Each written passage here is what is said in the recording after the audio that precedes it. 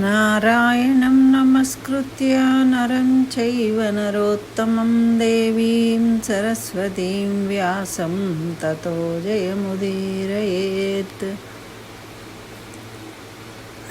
ఈ విధంగా నారదుడు అంబరీషునితోని వైశాఖ పురాణాన్ని, వాటి యొక్క ధర్మాలను, విశిష్టతను తెలియజేస్తూ ఉన్నాడు. మనము రోజు దీన్ని వైశాఖ మాసంలో వైశాఖ పురాణాన్ని పారాయణం చేసుకుంటున్నాము. ఈరోజు మనము 18వ అధ్యాయాన్ని పారాయణం చేసుకుందాం. అయితే నారదుడు అంబరీషునితోని శృతదేవుడు శృతకీర్తితో ఈ విధంగా చెప్తూ ఉన్నాడు అని వైశాఖ మాసం యొక్క విశిష్టతను తెలియజేస్తూ ఉన్నాడు. అయితే దాన్ని ఆచరించినందువల్ల కీర్తిమంతుడనే రాజు తాను ఆచరిస్తూ తన గురువు చెప్పిన విధంగా, వశిష్ఠుల వారు చెప్పిన విధంగా తను ఆచరిస్తూ తన ప్రజలందరి చేత ఆచరింపజేయడం వల్ల యమునకు పని లేకుండా పోయింది అని, మరి యజమాని అది అప్పగించిన పని చేయలేనప్పుడు వ్యర్థము నా జీవితము అని యముడు చాలా బాధపడి బ్రహ్మదేవుణ్ణి ప్రార్థించాడు, నా పరిస్థితి ఏమిటి అని. అప్పుడు యముని మాటలకు బ్రహ్మగారు ఏమని సమాధానం ఇచ్చారు, ఎలా ఊరడించారు అనేది ఈ అధ్యాయంలో తెలుసుకుందాం మనం. అయితే యముని మాటలకు విన్న బ్రహ్మ, పోయి నువ్వెందుకు విచారిస్తావు, నీవు చూసిన దానిలో ఆశ్చర్యం ఏముంది, సజ్జనులను బాధను కలిగించినచో దాని వల్ల ఫలం జీవితాంతం ఉంటుంది. శ్రీహరి నామము ఉచ్చరించినంతనే విష్ణులోకం చేరుతారు. మరి రాజాజ్ఞచే వైశాఖ వ్రతం చేసి శ్రీహరి లోకంను చేరుతూ ఉన్నారు అందరూ, అందులో ఆశ్చర్యం ఏం లేదు. గోవిందనామము ఒక్కసారి పలికిన 100 అశ్వమేధ యాగాలు చేసినంత ఫలం కలుగుతుంది వాళ్లకు అని. మరి అటువంటి ఎన్ని యజ్ఞములు చేసిన వారైనా కూడా పుణ్యఫలమును అనుభవించి మరల జన్మించక తప్పదు. కానీ శ్రీహరికి నమస్కరించినచో పునర్జన్మ అనేదే ఉండదు. మరి శ్రీహరి నామము ఉచ్చరించిన వారు ఎక్కడికి వెళ్ళాల్సిన అవసరం లేదు, ఏ తీర్థంలో యందు మునగక్కర్లేదు. ఏ చేయరాని పనులు చేసిన వారైనా, ఎంత పాపము చేసిన వారైనా మరణకాలంలో విష్ణువును స్మరిస్తే చాలు శ్రీహరి పదమును చేరుతారు. మరి తినరానివి తిన్నవాడును శ్రీహరిని స్మరించినచో పాపాలను పోగొట్టుకొని విష్ణు సాయుధ్యాన్ని పొందుతాడు. మరి ఇట్టి శ్రీ మహావిష్ణువుకు ఇష్టమైన ఈ వైశాఖ మాసము వైశాఖ ధర్మాలను విన్నచో సర్వ పాపాలు హరిస్తాయి. మరి విన్నచో సర్వ పాపాలు హరించే ఈ విష్ణుప్రియమగు వైశాఖ వ్రతాన్ని ఆచరించిన వారు సరాసరి శ్రీహరి పదమునే చేరుటలో ఆశ్చర్యమేమో ఉన్నది. మన అందరికీ సృష్టించిన సర్వ జగన్నాథుడు శ్రీ మహావిష్ణువు. అట్టివాణ్ణి సేవిస్తే విష్ణులోకమును చేరుతారు. మరి కీర్తిమంతుడు శ్రీహరి భక్తుడు శ్రీహరికి ఇష్టమైన వైశాఖ మాస వ్రతాన్ని చేస్తూ ఉన్నాడు. మరి అలాగే శ్రీహరి ప్రీతుడైన వారందరికీ సహాయపడుతూ ఉన్నాడు. మరి యమధర్మరాజా, శ్రీహరి భక్తుడగు ఆ రాజును శిక్షించడానికి నాకు కూడా శక్తి లేదు. ఆ శ్రీహరి భక్తులను ఎవరూ శిక్షించలేరు. మరి శ్రీహరి భక్తులకు ఎప్పుడు కూడా అశుభం అనేది ఉండదు. జన్మ, మృత్యు, జర, వ్యాధి, భయం కూడా ఉండదు.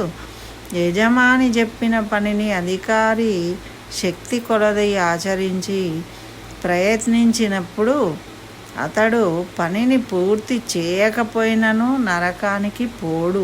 చేయడానికి ప్రయత్నించినను మనం గుర్తుపెట్టుకోవాల్సింది, యజమాని చెప్పిన పనిని చేయడానికి ప్రయత్నించినా కూడా మనకు పుణ్యం కలుగుతుంది, పాపం కలగదు. కానీ అశ్రద్ధగా చేయకపోతే, తప్పించుకుంటే ఇక్కడ మనకు పాపం కలుగుతుంది అని తెలియజేస్తూ ఉన్నారు. కాబట్టి దాన్ని గమనించుకోవాలి.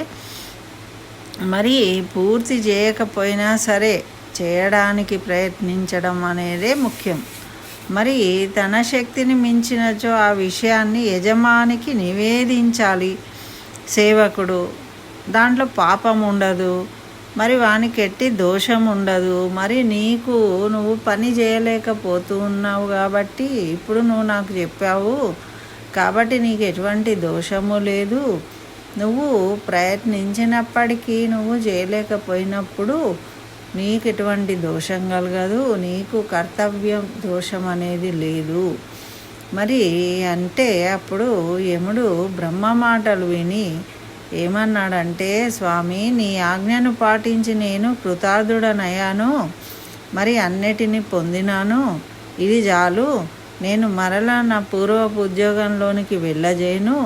ఎందుకంటే కీర్తిమంతుడిట్లు పరాక్రమంతో వైశాఖ వ్రతములతో భూమిని పాలిస్తూ ఉన్నప్పుడు నా అధికారము వహింపను ఇంకా అవసరం లేదు. ఆ రాజు వైశాఖ వ్రతమును మానునట్లు చేస్తేనే నేను తండ్రికి గయాశ్రాద్ధం చేసిన పుత్రునిలాగా సంతృప్తి పడతాను. మరి కృపాకర, నా కోరిక తీరినట్టు ఉపాయం ఏదైనా ఉంటే చెప్పు. ఆయన ఈ వ్రతాన్ని మానితే కదా నాకు పని అవసరం ఉంటుంది, నేను చేయగలుగుతాను. మరి నా కర్తవ్యాన్ని నిర్వహించగలుగుతాను.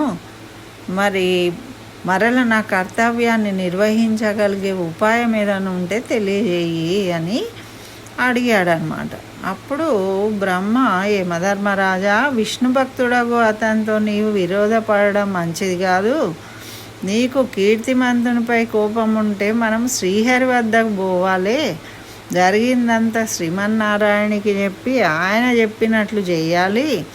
సర్వలోకాలకు కర్త అయిన శ్రీమన్నారాయణుడే ధర్మ పరిపాలకుడు, మనలను శిక్షించు దండధరుడు, మనలను ఆజ్ఞాపించు నియామకుడు. శ్రీహరి మాటలకు మనం బదులు చెప్పదగింది ఉండదు. కాబట్టి మనము శ్రీహరిని ప్రార్థించడమే సరి అయిన మార్గము. శ్రీహరి భక్తుడైనప్పుడు అతనికి బదులు చెప్పనే లేము. మనము శ్రీహరి వద్దకే పోయి యమధర్మరాజును వెంట తీసుకొని క్షీర సముద్రంకు వెళ్ళాడు బ్రహ్మదేవుడు. ఈ విధంగా మరి అప్పుడు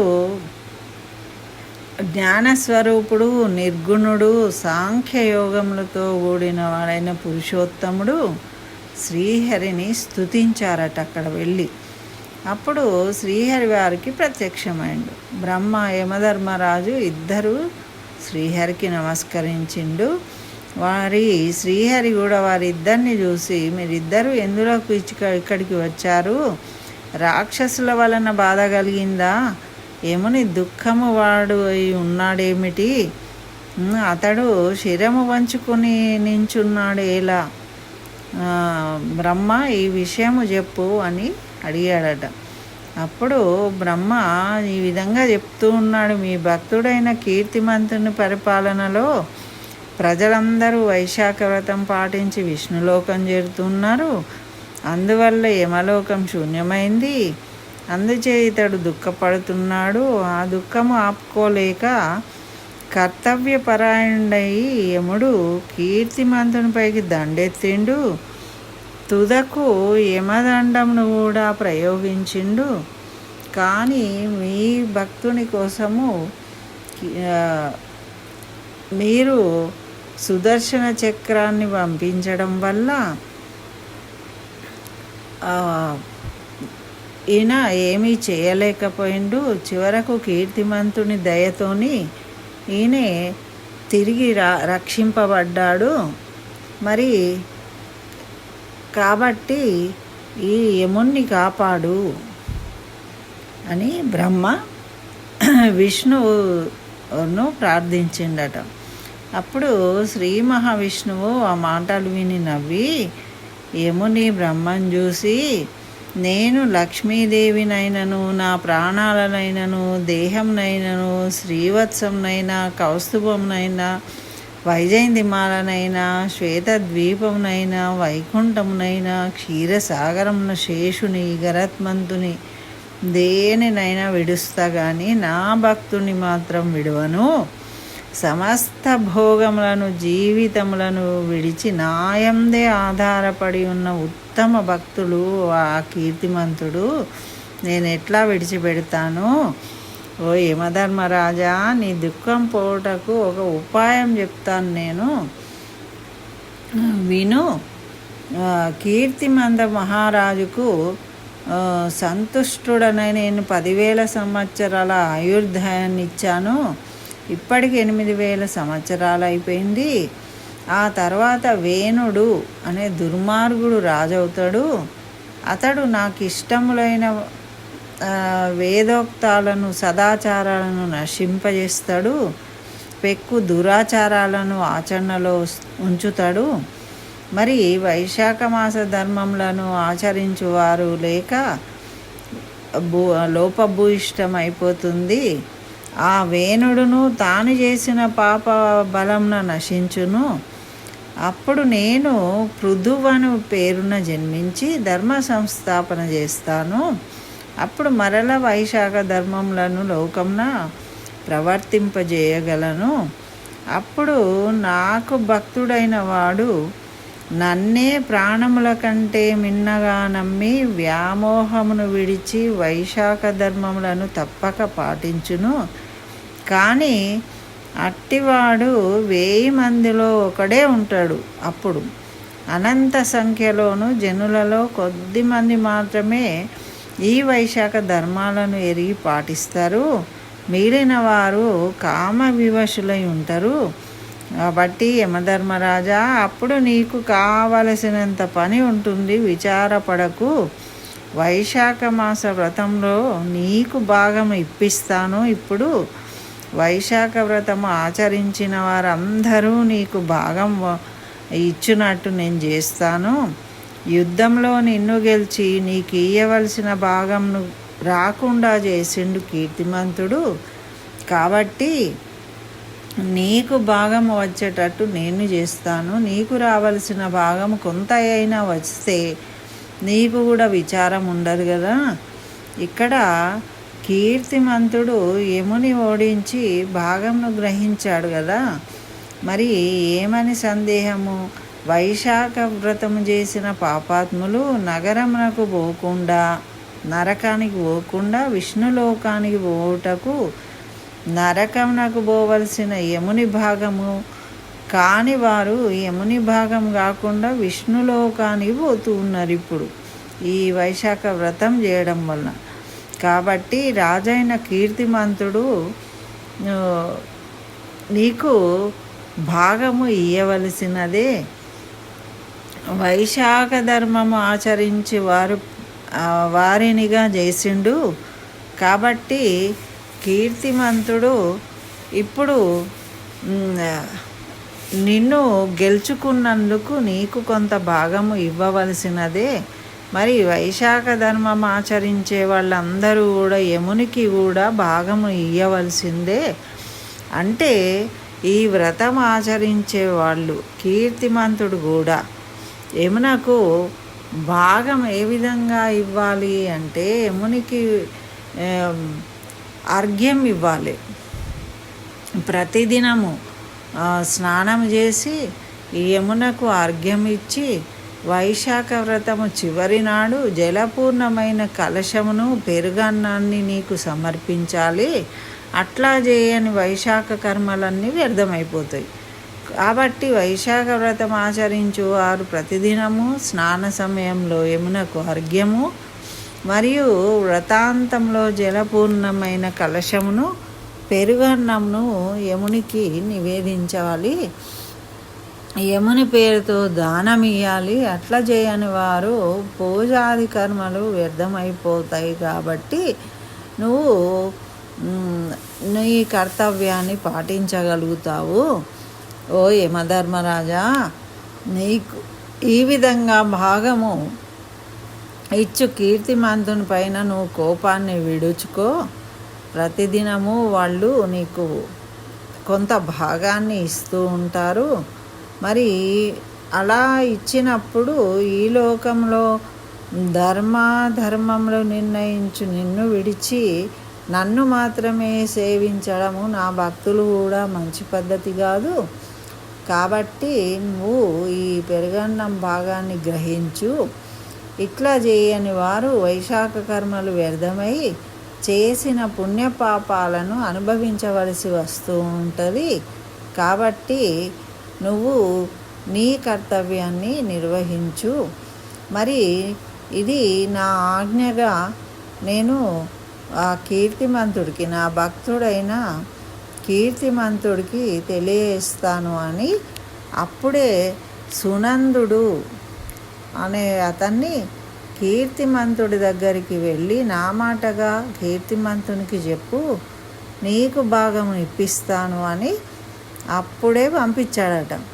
ఆ సునందుడు కీర్తిమంతుని వద్దకు పోయి మళ్ళీ కీర్తిమంతునికి శ్రీహరి చెప్పిన సందేశాన్ని చెప్పి కీర్తిమంతుని అంగీకారం తీసుకొని మళ్ళీ శ్రీహరి వద్దకు వచ్చి ఈ విషయాన్ని చెప్పిండట. అంటే సమర్థులైన వారు చేసే పనులు ఆ విధంగా ఉంటాయి.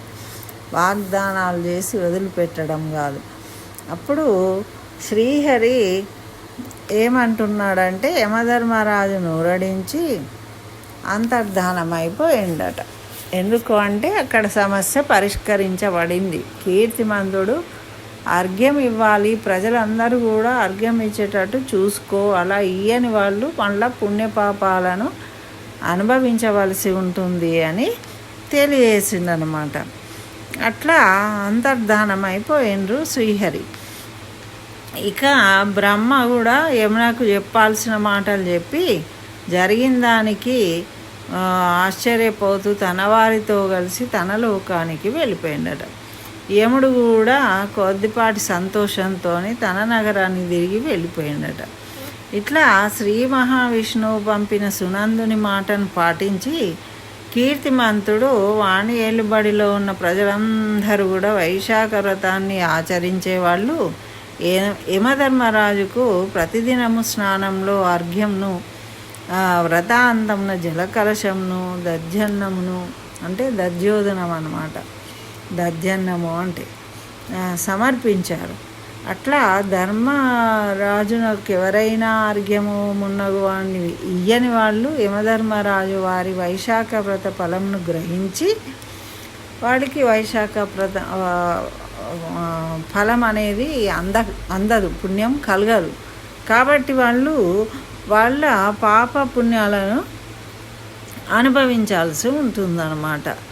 ఇట్లా వైశాఖ పూర్ణిమయందు జలకలశాన్ని దధ్యన్నమును ముందుగా యమునకిచ్చి తర్వాత శ్రీ మహావిష్ణువుకు అర్పించాలట. మరి తర్వాత పితృదేవతలను గురువును పూజించాలట. తర్వాత శ్రీ మహావిష్ణువును ఉద్దేశించి చల్లని నీరు, పెరుగు కలిపిన అన్నాన్ని, దక్షిణ తాంబూలాన్ని, ఫలములను, కంచు పాత్రను సద్బ్రాహ్మణుడైన ఒక పేద బ్రాహ్మడికి ఇయ్యాలట. మరి బ్రాహ్మణ్ణి తన శక్తికి తగినట్టుగా గౌరవించి శ్రీహరి సంతోషించే మరి శక్తి కలిగినట్టుగా సత్కరించాలి. ఏదో మనం ఇచ్చేస్తున్నాము అనే ఉద్దేశంతో కాకుండా శ్రద్ధాభక్తులతోని ఎవరైతే ఇస్తారో వాళ్ళు శ్రీహరి అనుగ్రహాన్ని పొందుతారట. మరి వైశాఖ వ్రతం ఆచరించు వారిలో భక్తి పూర్ణత ముఖ్యము. వ్రత ధర్మములను పాటించేటప్పుడు యథాశక్తిగా ఆచరించాలి. మనకు శక్తి కలిగిన విధంగా ఆచరించాలి. శక్తి ఎంత ఉందో అంత చేయాల్సిందే. ఇట్లా వైశాఖ వ్రతం ఆచరించిన వారు చక్కగా జీవించినంత కాలము అభీష్ట భోగాలు అనుభవించి పుత్రులు, పుత్రికలు, మనుమలు, మనుమరాండ్రు ఉన్నవారితో సుఖంగా శుభలాభాలతో ఉండి మరణించిన తర్వాత సకుటుంబంగా శ్రీహరిలోకాన్ని చేరుతూ ఉన్నారట. కీర్తిమంతుడు కూడా యథాశక్తిగా వైశాఖ వ్రతాన్ని దాన ధర్మాలను ఆచరించి సకల భోగభాగ్యాలు సర్వసంపదలను అనుభవించి తన వారితో శ్రీహరి సాన్నిధ్యాన్ని చేరుకున్నాడట. ఆ 2000 సంవత్సరాలు కూడా కంప్లీట్ చేసుకొని. ఇట్లా కీర్తిమంతుని తరువాత దుర్మార్గుడు నీచుడు అయిన వేణుడు అనే అతను రాజుగైండు వీళ్ళ వంశంలో. అతడు సర్వధర్మాలను నశింపజేసిండు. వైశాఖ మాస వ్రతాదులను వేటిని మోక్ష సాధనము సర్వసులభమైన ఈ వైశాఖ ధర్మాలను ఎవరికి తెలియకుండా ఉంచిండు. అంటే ఎవరు చెప్పేవాళ్ళు లేరు, చెప్పేవాళ్ళు ఎవరు లేనప్పుడు తెలియదు. ఇప్పుడు మన పరిస్థితి అదే అన్నమాట. ఏవి చెప్పేవాళ్ళు చెప్పినా వినేవాళ్ళు లేరు. అట్లా అప్పుడు కూడా ధర్మం అనేది ఎవరికి తెలియక నిశ్చల దీక్ష హరిభక్తి అనేది ఎవరికి లేక ముక్తి ఇహలోక సుఖాలు సులభములు అన్నీ పొందక ఎవరు కూడా అది సాధ్యం కావట్లేదట. అట్లా మరి ఇది ఎవరికి సాధ్యమవుతుంది అంటే ఎవరికో కొంతమందికి వాళ్ళ పురాకృత సుకృతం వల్ల పూర్వజన్మలలో చేసుకున్న పుణ్యము వల్ల ఈ జన్మలో వైశాఖ మాస వ్రత యొక్క ధర్మాలను తెలుసుకోగలుగుతారు. అది కూడా అని శృతదేవముని శృతకీర్తికి వివరించిండట. మరి పూర్వము మన్వంతరంలో వేణుడు దుర్మార్గుడు అన్నారు కదా. మరి ఇక్ష్వాకు వంశానికి చెందిన వేణుడు మంచివాడని ఉంది. కొన్ని అంటే మన్వంతరాలలో వచ్చిన వాళ్ళు వేరువేరుగా ఉంటారు. మరి యుగములను బట్టి కల్పములను బట్టి కథలు కూడా మారుతూ ఉంటాయి. ఒక్కొక్క యుగంలో ఒక్కో కథ ఉంటుంది. మరి ఇది మార్కండేయాది మునులు చెప్పిన వేణుడి కథ. ఆ కల్పంలోని వాడు నేను చెప్పిన వేణుడు మరి ఒక కల్పం వాడు. మరి ఈ చెడు గలవారి చరిత్రలను మనము మంచి చెడులకు గుర్తుగా చెప్పుకోవాలి. కీర్తిమంతుడు మంచి రాజు, తర్వాత వేణుడు అనే అతను దుర్మార్గుడు. అట్లా వారి యొక్క మంచితనము గొప్పతనము తర్వాత వేణుని చెడ్డతనము దుష్టతనము మనం గమనించుకొని చక్కగా మనము వేటిని ఆచరించాలనేది తెలుసుకొని ప్రవర్తించాలి అని ఈ విధంగా నారదుడు అంబరీషునికి వివరించాడనమాట. ఆ రాజు మంచితనంలో ఏమేం పాటించాడు, ఈ రాజు ఇలా చెడుతనంతో ఏ విధంగా ఉన్నాడో రెండిటిని మనము భక్తి శ్రద్ధలతోని విచారించి ఆలోచించి ఆచరించాలి. అప్పుడు మనము ఆ శ్రీహరి అనుగ్రహాన్ని పొందుతాము అని నారదుడు అంబరీషునికి వివరించిందనమాట. ఇది వైశాఖ పురాణం 18వ అధ్యాయం సంపూర్ణం. స్వస్తి. జై శ్రీమన్నారాయణ. సర్వం శ్రీకృష్ణ చరణారవిందార్పణమస్తు.